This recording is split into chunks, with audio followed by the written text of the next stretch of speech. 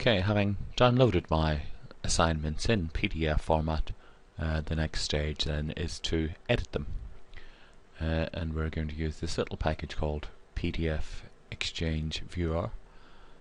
And if I click on this first assignment, it will open up.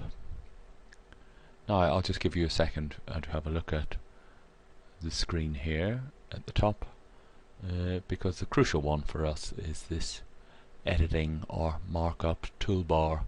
If you find when you open the package that bar is not there, then it's simply because it's hidden. And if one goes to View Toolbars, you can see you can switch it on and off here. So when you open the system first, it may look like this.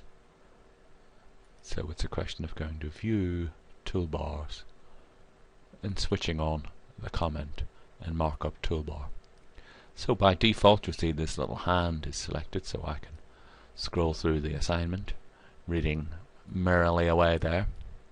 And the first thing that I would do with this one is that I would want to put some sort of a comment on there asking the student for double spacing so that I can read it and mark it a bit more easily. So here's my obvious tool here, typewriter. So I select that and I simply type on it, double spacing. You'll see that it's used this rather interesting red font, which is quite handy because it's totally different from the student's own font, and so it's obviously a comment from me. And you'll notice here that the options are to change that font and make that default.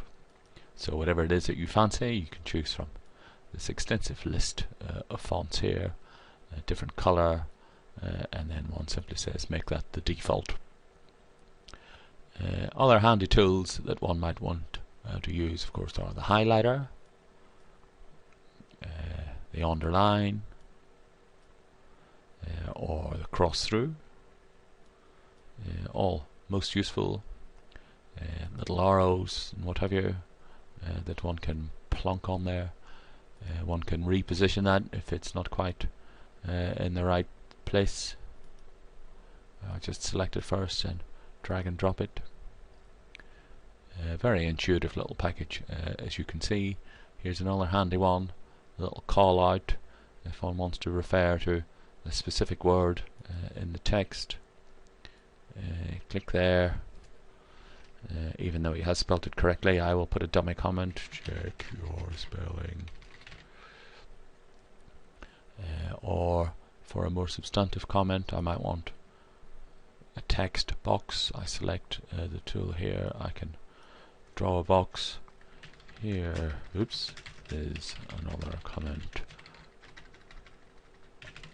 from me, and so on. Very simple, very intuitive, and one gets used to it incredibly quickly.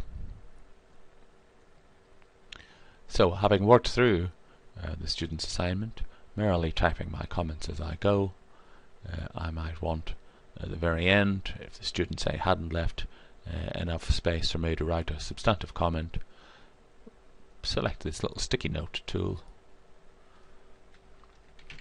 Here are some more substantive comments from me on your assignment,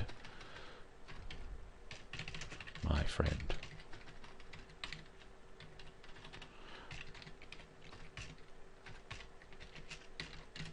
External examiners always saying using the full marking range.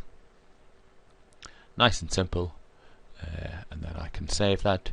It will give me an error message here, I know, when I try to save it, because